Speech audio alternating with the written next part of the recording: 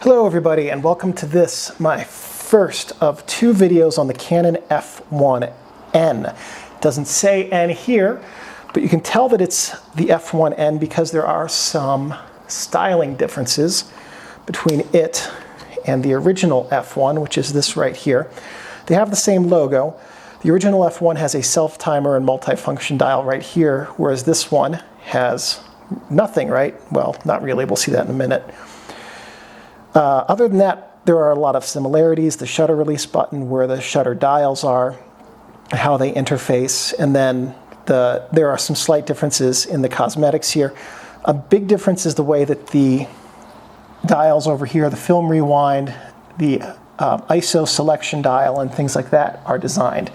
This is also designed to hold a flash, whereas this one is not. Ignore the shape of this finder, it's not the standard one.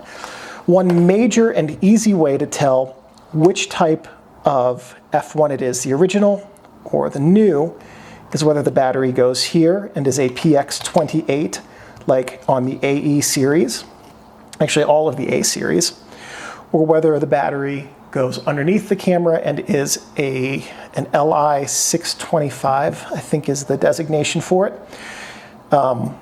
So those are the two different F1 bodies.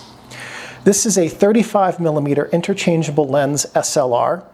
The metering mode in this camera is determined by the focusing screen, which is, let me move that real quickly. Underneath the prism, here's the focusing screen. And we'll see in the second video how to read the focusing screen type and determine what your metering mode is. But there's no switch on the camera to tell you the metering mode. You have to change it by changing the focusing screen, which, with the benefit of hindsight from the future, is kind of a weird way to do it. The shutter speeds on this camera are from 8 seconds to 1/2000th. So let's go over the features here on the top of the camera. What we have here is the film rewind knob and lever, and what you would do is to rewind the film, we'll go over in the second video, but as you're rewinding it, that's what this is for. And it also, when you pull it up, opens the film back. This is the film back lock that you have to depress in order to pull this knob up and open the film.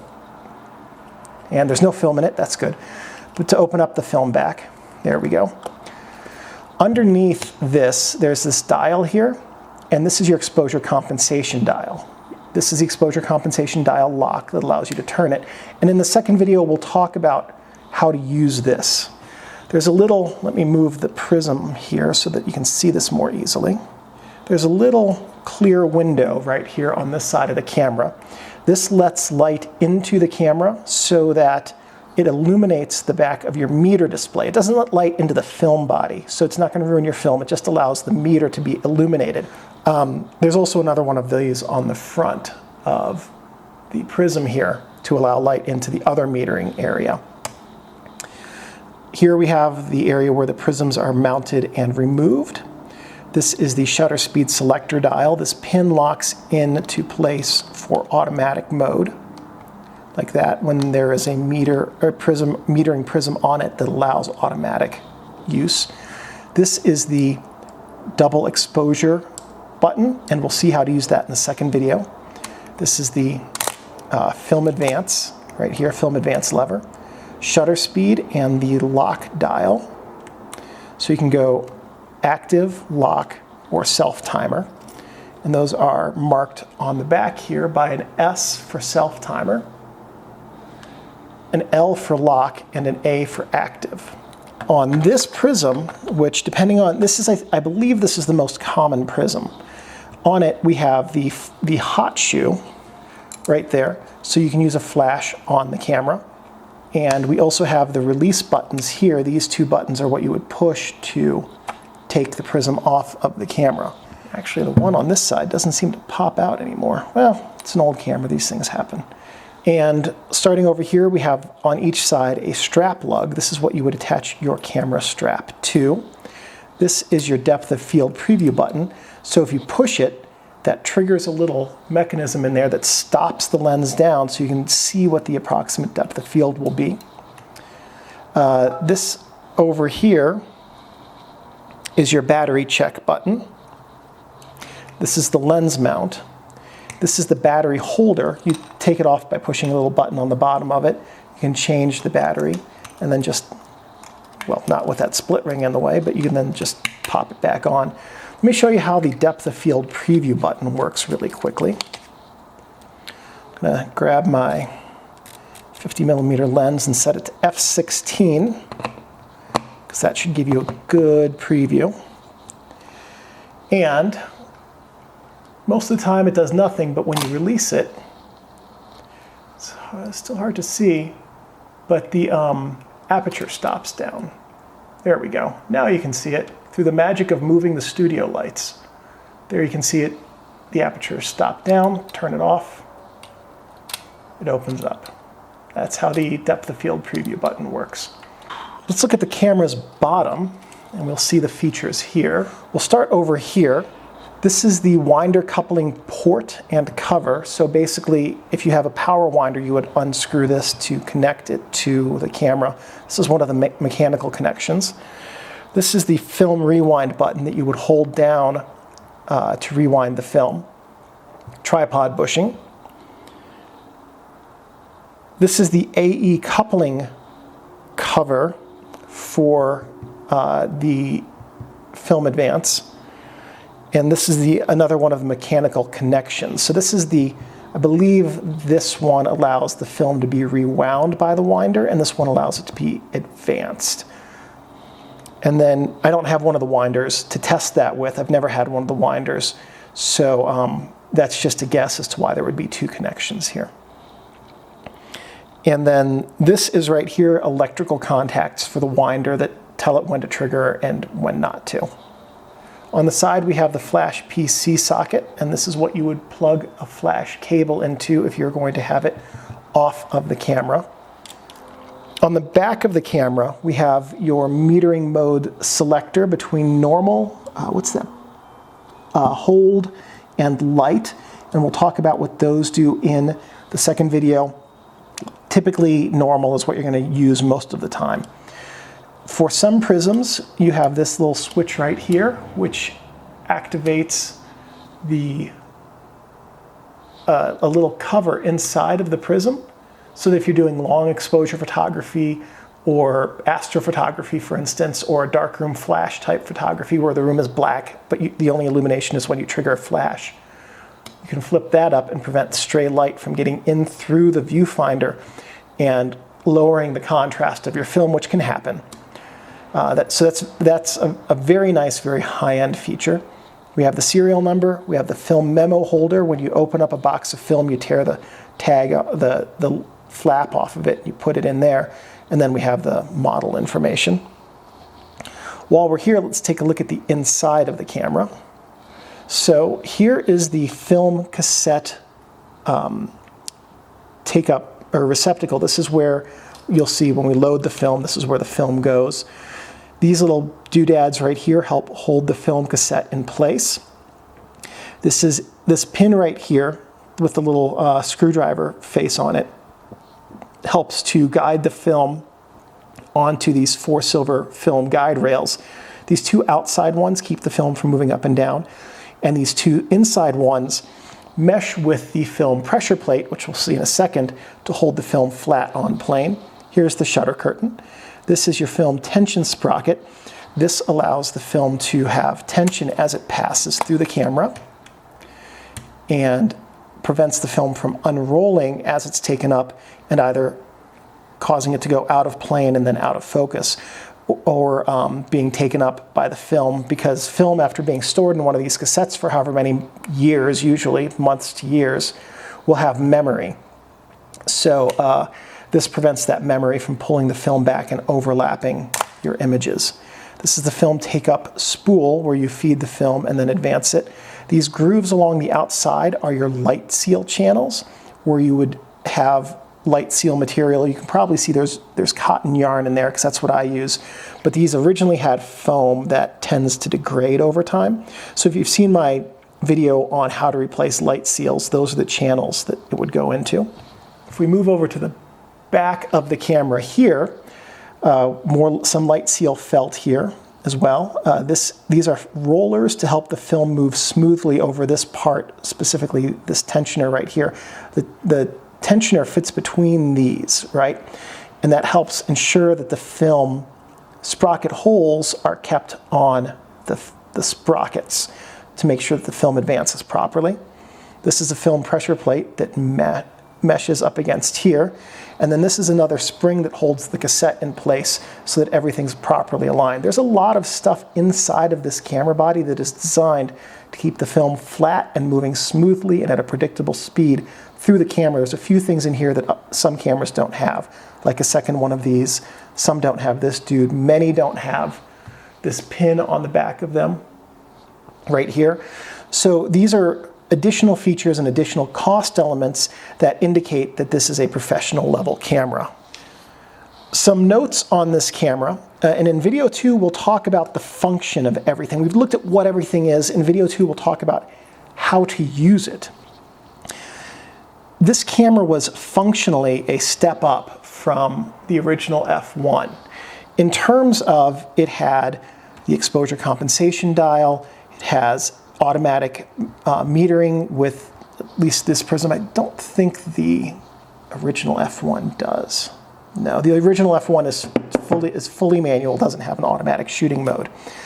Has a double exposure button that makes double exposures very, very easy. And it has the longer lasting, more reliable, and today still available PX28 batteries instead of using the mercury cell batteries that are no longer available that the original F-1 used. However, there's always a however, it's functionally a step up and it is lighter than the original F-1, but it's lighter because there are internal plastic components that were metal on the original F-1. And that's led to these newer, younger F-1N bodies having some issues that the original F-1s don't have. There are also electronics in the F-1N that the original didn't have that are challenging today sometimes. So for instance, both of these are specific to my camera. This one here, they don't render it unusable, but they do render it unfun to use when the problems act up. The plastic gearing components in it can develop a Canon squeak. I haven't run across it yet, but I've heard of it. The F-1N plastic components can also lead to the camera's shutter not always engaging. So what will happen is you can, and it does happen to mine from time to time, like right now.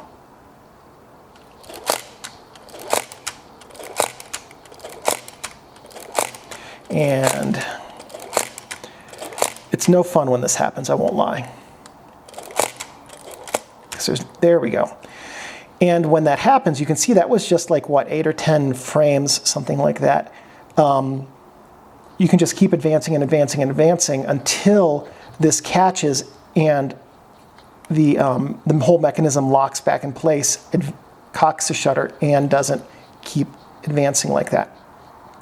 It is incredibly frustrating when that happens. And when it does, what you have to do to prevent your film from being ruined is hold down the film rewind button and the film knob and just keep advancing, holding your film in place after the first time so that you don't go through 15 or 8 or 3 blank exposures when that happens, which happened to me, there we go again, the first couple rolls, and I wasn't prepared for it, and I got my film back and it's just like, oh, so it was actually advancing. I have all these blank images, a few rolls of 36 exposures, and maybe 15 or 18 frames between the 3 of them.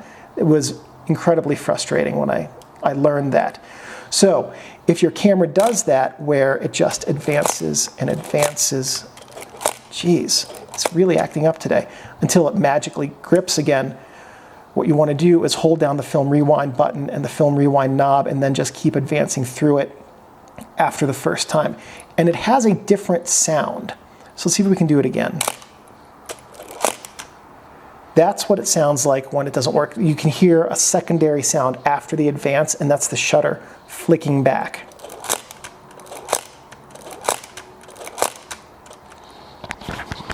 So let me Let me put my microphone next to it and you can get a better sense of the sound difference.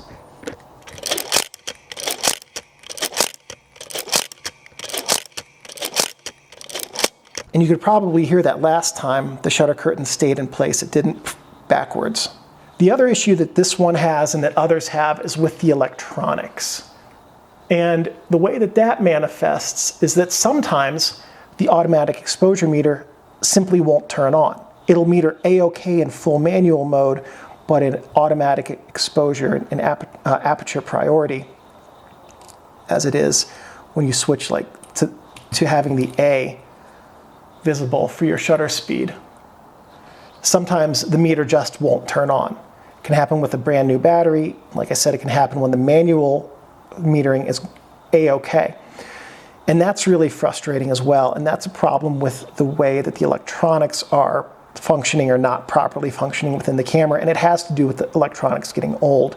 In all probability, that sort of issue will just become more and more prevalent in these F-1N bodies as they age.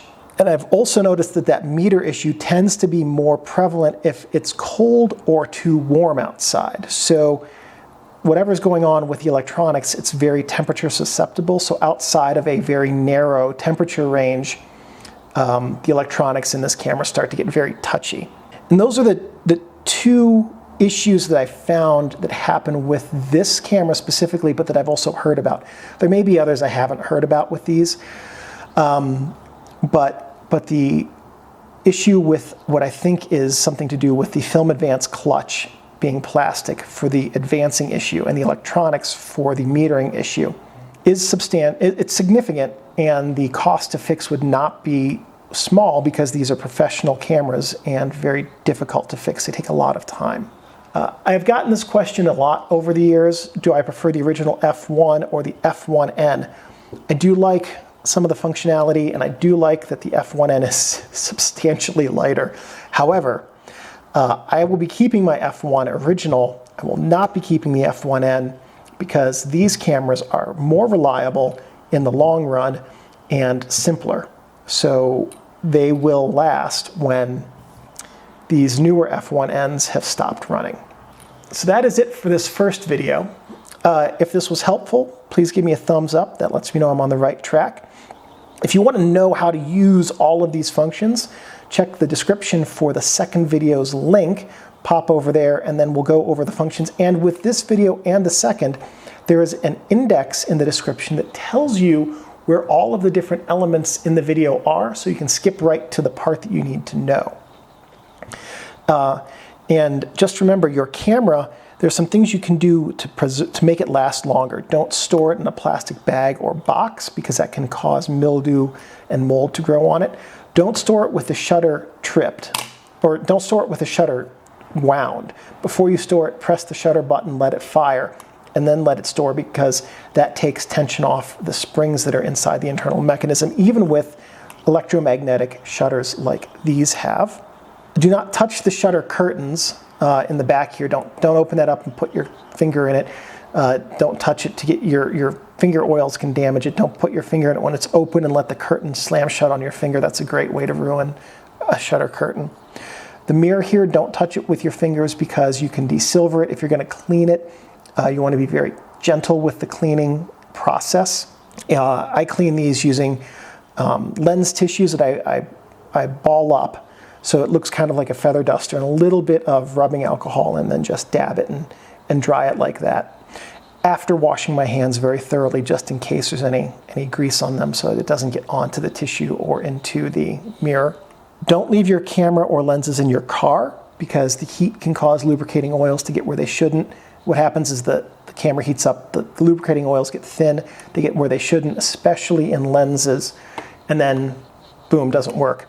Also, in the cold, the lubricating oils can get very thick, and then when they warm up again, they can break down after that happens a bunch of times, and then you have gummy and thick lubricating oils that cause it not to work properly.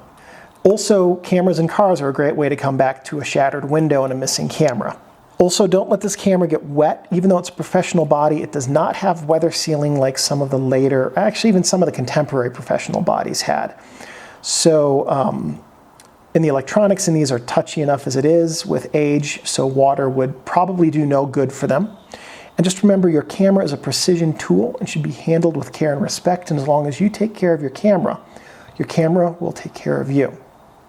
So thank you. Please feel free to like and subscribe so you can find out when I have more videos coming out, and take great photos.